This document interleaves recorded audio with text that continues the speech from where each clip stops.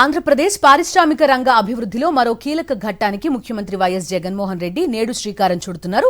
Reliance bio energy, Aditya Birla group తో పాటు పలు సంస్థలు రాష్ట్రంలో నెలకొల్పుతున్న పరిశ్రమలకు ముఖ్యమంత్రి జగన్ ఇవాళ క్యాంపు కార్యాలయం నుంచి వర్చువల్ గా శంకుస్థాపన చేయనున్నారు.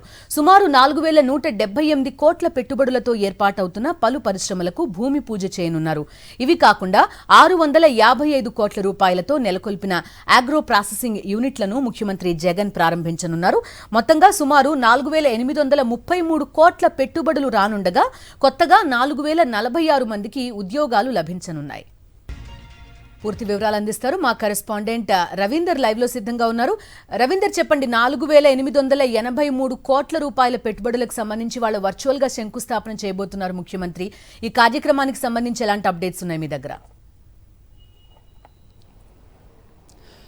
బిందు మరికొద్దిసేపట్లోనే ఈ కార్యక్రమం ప్రారంభం కాబోతుంది. ఆంధ్రప్రదేశ్ అనేది పెట్టుబడులు పెట్టేందుకు అనువైన ప్రాంతంగా ఇప్పటికే దేశవ్యాప్తంగా ఉన్నటువంటి పారిశ్రామికవేత్తలు భావిస్తున్నారు. ఈ నేపథ్యంలోనే పెద్ద ఎత్తున ఇక్కడ పరిశ్రమలు పెట్టేందుకు వస్తున్నారు. ఈ నేపథ్యంలో ఈరోజు దాదాపు 4833 కోట్ల రూపాయల విలువైనటువంటి పరిశ్రమలకు సంబంధించి అటు భూమి పూజ చేయడంతో పాటు మరికొన్ని ఆల్రెడీ ఇప్పటికే నిర్మాణం పూర్తయిన వాటికి సంబంధించి ఇప్పుడు ప్రారంభం కూడా ముఖ్యమంత్రి చేయబోతున్నారు. ఇవన్నీ కూడా వర్చువల్ విధానంలో మరికొద్దిసేపట్లోనే క్యాంప్ కార్యాలయం నుంచి ముఖ్యమంత్రి ఈ కార్యక్రమంలో పాల్గొనబోతున్నారు. మొత్తంగా చూస్తే కనుక ఆదిత్య బిర్లా కంపెనీ తిరుపతి జిల్లాలోని నాయుడుపేట దగ్గర పెద్ద ఎత్తున మ్యానుఫ్యాక్చరింగ్ సంస్థను ప్రారంభించింది. దాన్ని ఈరోజు మరికొద్దిసేపులో ముఖ్యమంత్రి దాన్ని ప్రారంభించబోతున్నారు. అట్లాగే ఏదైతే రిలయన్స్ సంస్థ కూడా బయోగ్యాస్ ప్లాంట్లను రాష్ట్రంలో అనేక చోట్ల ప్రారంభించబోతుంది.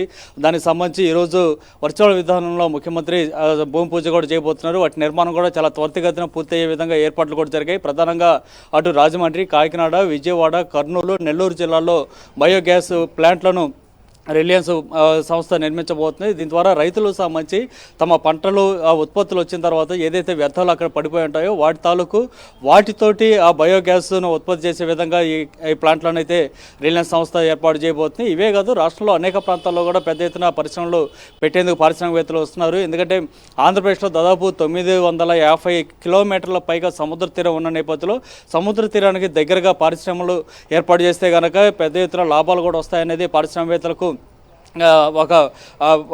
ఖచ్చితంగా ఒక నమ్మకంగా ఉంది. ఈ నేపథ్యంలోనే ఈ చుట్టుపక్కల పెద్ద ఎత్తున పరిశ్రమలు పెట్టబోతున్నారు. గతంలో చూసాం వైజాగ్లో జరిగినటువంటి సమ్మిట్లో కూడా దాదాపు 35 లక్షల కోట్ల రూపాయల పెట్టుబడులు పెట్టేందుకు ఆ రోజు ముఖ్యమంత్రి సమక్షంలోనే ఎంఓయూలు కూడా కుదుర్చుకున్న పరిస్థితి. ఎందుకంటే ఇంత పెద్ద ఎత్తున ఇక్కడ సముద్ర తీరం ఉన్న నేపథ్యంలో ఇక్కడ చుట్టుపక్కల కనుక పరిశ్రమలు కనుక ఏర్పాటు చేస్తే ఇక్కడ నుంచి ఉత్పత్తులను ఇతర రాష్ట్రాలకు, ఇతర దేశాలకు పంపించేందుకు కూడా రవాణా పరంగా సమస్యలు ఉండదు, ఖర్చులు కూడా చాలా తక్కువగా ఉంటాయన్న కారణంతో పారిశ్రామికవేత్తలు ఇక్కడ ఆంధ్రప్రదేశ్ని ఎంచుకుంటున్నారు. అందులో భాగంగానే పెద్ద ఎత్తున పరిశ్రమలు కూడా తరలి వస్తున్నాయి. ఆల్రెడీ ఇప్పటికే 4 పోర్టుల నిర్మాణం జరుగుతుంది.